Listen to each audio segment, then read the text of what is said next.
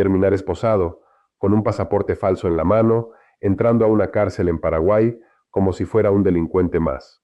2 copas del mundo levantadas con Brasil, Balón de Oro, héroe del Barcelona, ídolo del fútbol, y de pronto 173 días encerrado, su fortuna congelada, su nombre destrozado, en titulares que no perdonan. Lo que casi nadie te cuenta es que la verdadera caída de Ronaldinho empezó mucho antes de ese vuelo a Asunción, con una firma hecha sin leer, con amistades equivocadas y con una sonrisa que tapaba una vida llena de pérdidas. Si te gustan las historias donde el éxito y el desastre viajan en el mismo avión, suscríbete porque en Nietos del Poder vamos a bajar a los pasillos más oscuros de la vida, del jugador más feliz del mundo. La verdad salió a la luz la noche en que Ronaldinho aterrizó en Paraguay, creyendo que venía a inaugurar una fundación para niños y a firmar camisetas, y terminó durmiendo en una celda. Ese día, el aeropuerto Silvio Pettirossi de Asunción lo recibió como a una estrella. Flashes, fans, cámaras, todo normal.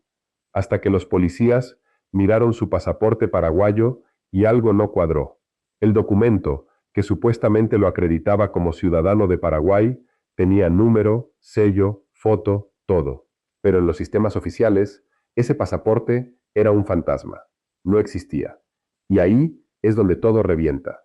Lo que empezó como un viaje de trabajo se convirtió en una acusación por uso de documento falso, en una investigación por posible lavado de dinero y, lo más cruel, en el inicio del capítulo más humillante de su vida. Pero para entender cómo llegó ahí, hay que regresar a donde empezó todo. Porto Alegre, Brasil, 1980. Una favela donde las casas eran de madera, el agua llegaba cuando quería y el fútbol era la única promesa de salida. Ahí nació Ronaldo de Assis Moreira, el menor de 3 hermanos. Su papá, João, trabajaba en los astilleros y en el club de Gremio. Su mamá, Miguelina, peleaba cada día como enfermera para que no faltara comida en la mesa. Ronaldinho tenía 7 años cuando vio a su hermano mayor, Roberto, fichar por Gremio. Para la familia fue como tocar el cielo. El hijo mayor iba a ser el que lo sacaría de la favela. Ronaldinho lo seguía a todos lados. Se colaba en las gradas vacías, miraba entrenamientos enteros sin parpadear. Hasta que un día, un entrenador lo vio jugar con la pelota. ¿Quién es ese niño? El hermano de Roberto. Que se quede. Tenía 8 años y ya driblaba a niños 4 años mayores, como si estuviera jugando en el patio de su casa. Y justo cuando la vida parecía abrirse, llegó el golpe que le cambiaría el alma para siempre. João, su padre, estaba en la piscina del club en un día cualquiera. Entró al agua, tuvo un infarto masivo y murió ahí mismo. Ronaldinho no estaba. Cuando se lo dijeron, no lloró, no gritó, no rompió nada. Agarró la pelota y se fue a jugar solo. Años después, su madre diría, nunca lo vi llorar por su padre. Lloraba por dentro, pero afuera siempre estaba sonriendo. Esa sonrisa que a todos nos enamoró nació como un escudo. Desde niño aprendió que si se derrumbaba, nadie iba a recogerlo. Entonces eligió otra cosa: sonreír, jugar, hacer felices a los demás para no mirar tanto lo que le dolía adentro. Piénsalo un segundo. Un niño que pierde al papá, ve a su hermano lesionarse y siente que ahora él tiene que salvar a todos. Carga muy pesada para alguien que apenas empieza a vivir. A los 13 años, Ronaldinho ya era leyenda en Porto Alegre, pero no en estadios de césped perfecto, sino en las canchas de futsal y de playa. Ahí, con 5 contra 5, espacios mínimos y ritmo brutal, aprendió a hacer lo que después lo haría distinto: las bicicletas imposibles, los controles pegados al pie, las rabonas, los pases de espaldas que dejaban a todos congelados. De ahí salió la magia. Mientras tanto, el plan original de la familia se venía abajo. Roberto sufrió una lesión gravísima de rodilla, nunca volvió a ser el mismo, y la promesa de que él sacaría a todos de la pobreza se desplomó. Toda la presión cayó en el niño de sonrisa grande. Ya no era el hermano de Roberto. Ahora Roberto era el hermano de Ronaldinho. Y el chico tenía 15 años. A los 17 debutó en el primer equipo de Gremio. En 1998, en un partido contra un rival modesto, entró de cambio y en 3 toques anunció al mundo lo que iba a hacer. Primero, un caño a un veterano de 30 años. Después, un pase de espaldas que dejó solo a un compañero. Por último, una chilena que voló el estadio. Esa tarde, los periodistas no sabían qué adjetivos usar. Los ojeadores europeos sacaron el teléfono, pero aunque ya era ídolo local, él seguía viviendo en la favela, comiendo arroz y frijoles, viendo a su mamá contar monedas, hasta que apareció en escena un hombre que le prometió cambiarlo todo. Luis Antonio de Jesús, conocido como Gaucho, empresario del fútbol, le ofreció un contrato que sonaba demasiado bueno. Yo te llevo a Europa. Yo me encargo de hablar con los clubes, tú solo juega. Miguelina le dijo una frase que podría haberle evitado media vida de problemas. Lee antes de firmar. Ronaldinho, con 18 años, y la emoción reventándole el pecho, respondió lo mismo que muchos chicos responden ante el primero que les ofrece sacarlos de la pobreza. Él sabe, él me va a ayudar, y firmó sin leer. Ese gesto, casi automático, se repetiría tantas veces que terminaría llevándolo a una celda en Paraguay. En 2001 llegó su salto a Europa, el Paris Saint-Germain. París, luces, otros idiomas, otra vida. Ronaldinho aterrizó con una maleta, una sonrisa, un portugués mezclado con algo de francés de supervivencia y un contrato que no entendía. En la cancha, la magia explotó. Regates que nadie había visto, tiros libres que se colaban donde no había espacio, pases con el tacón que rompían defensas enteras. Los franceses lo bautizaron como el mago, pero fuera del campo había un problema que nadie quería mirar. No sabía decir que no. Si lo invitaban a una fiesta, iba. Si un amigo le pedía firmar algo, firmaba. Si un conocido le pedía prestado, prestaba. Y siempre remataba con una sonrisa. Esa mezcla de talento infinito y límites difusos lo convirtió en héroe y en blanco perfecto para gente que vivía de aprovecharse de jugadores como él. En 2002 llegó el Mundial de Corea-Japón. Ronaldinho, con 23 años, se ganó el mundo con ese tiro libre loco contra Inglaterra que aún hoy nadie se pone de acuerdo si fue centro o disparo. Brasil fue campeón, y él, junto a Ronaldo y Rivaldo, se convirtió en símbolo de alegría pura. Esa misma alegría fue la puerta de entrada para el fichaje del Barcelona en 2003. Laporta, recién elegido presidente, lo presentó como el hombre que iba a resucitar al club, y lo hizo. Pero mientras todos nos quedábamos hipnotizados con sus bicicletas, una parte de su vida financiera se iba enredando cada vez más. Aquí entra la primera parte incómoda de la historia: las conexiones con empresarios investigados por lavado de dinero. A inicios de los 2000, las autoridades brasileñas empezaron a mirar con lupa cómo ciertas empresas de inversiones y agentes movían dinero a través de contratos con jugadores. En ese contexto apareció el nombre de BMG, una firma financiera con la que Ronaldinho firmó un contrato publicitario millonario. Más tarde, BMG sería investigada por posibles operaciones de lavado. No se probó un delito directo de Ronaldinho, no se le acusó formalmente, pero su imagen ya estaba ligada a un entramado que olía raro. El patrón se repetía. Él se ponía la camiseta, grababa el anuncio, sonreía, firmaba, cobraba y confiaba en que otros se ocuparan del resto. Los años del Barcelona fueron la gloria absoluta. Entre 2003 y 2006, Ronaldinho se convirtió en el mejor jugador del planeta. Ganó balones de oro, ligas, Champions, y logró algo que muy pocos han conseguido: hacer que la afición del Real Madrid se levantara a aplaudirlo en el mismísimo Bernabéu.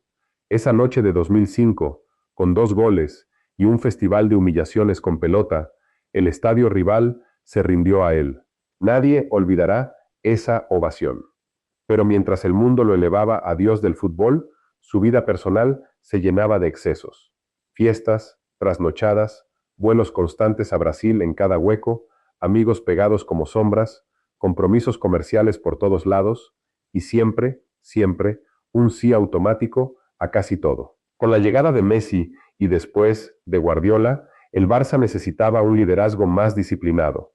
Ronaldinho llegó tarde demasiadas veces, a veces con más peso del ideal, y poco a poco su brillo en la cancha ya no compensaba el caos fuera de ella. Guardiola fue directo: o te cuidas o te vas. Ronaldinho sonrió, entendió y eligió irse. En 2008 se marchó al Milan. Tenía 28 años. Todavía podría haber dominado Europa un rato más, pero el fuego interno ya no quemaba igual. En Italia dejó destellos, pero también volvió a repetir la misma película: talento a ratos, disciplina a ratos, vida nocturna siempre.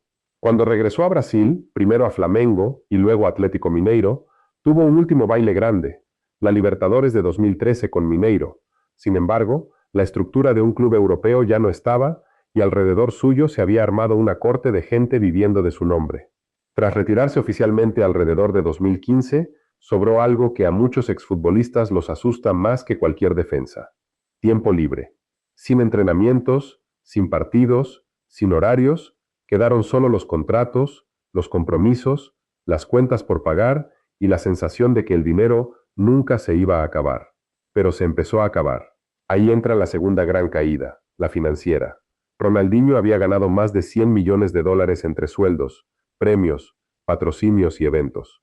Pero para 2019, el gobierno brasileño lo tenía en la mira por deudas millonarias de impuestos.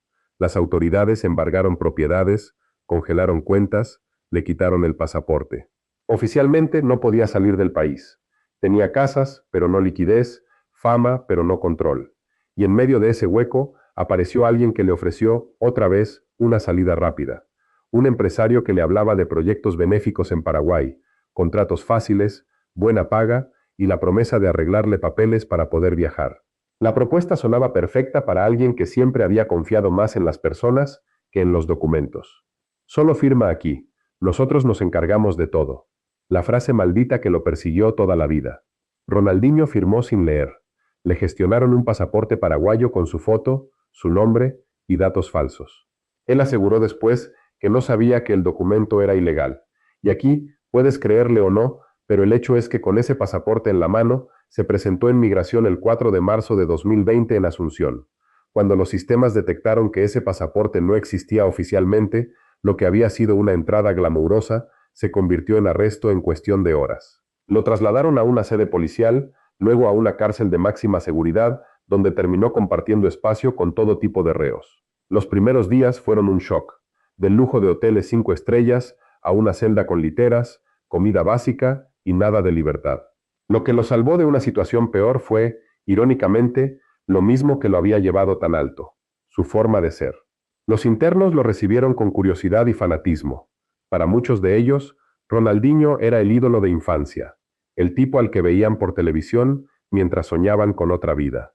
No lo veían como un falso pasaporte, lo veían como la magia del fútbol hecha persona.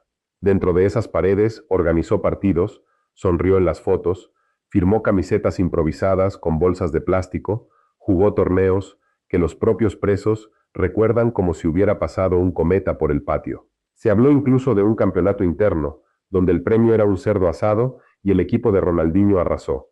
No era un spa, era cárcel de verdad, con reglas duras y gente peligrosa. Pero él se las arregló para transformar parte del encierro en cancha.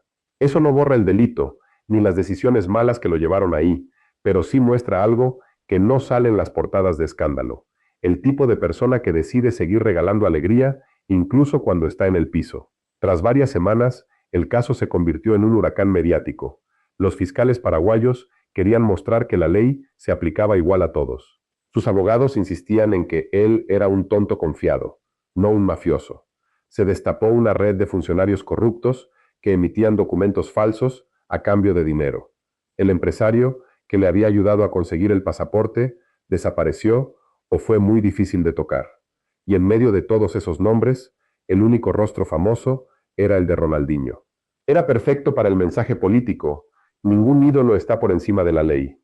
Después de más de 5 meses entre rejas y arresto domiciliario en un hotel, llegó el acuerdo: pagar una multa muy alta, aceptar responsabilidad por uso de documentos falsos, pero sin ser condenado como falsificador profesional. Salió de Paraguay en agosto de 2020 con la imagen dañada, la cuenta bancaria aún más tocada y una frase que repetiría una y otra vez: confié en la gente equivocada. Duele escucharla porque es verdad, pero también porque esa verdad ya no borra nada. Entonces, ¿por qué sigue sonriendo? ¿Es cinismo? ¿Es marketing? ¿Es pose? Según él, no. En una de las pocas entrevistas profundas que dio después de todo, explicó que su sonrisa viene de su padre.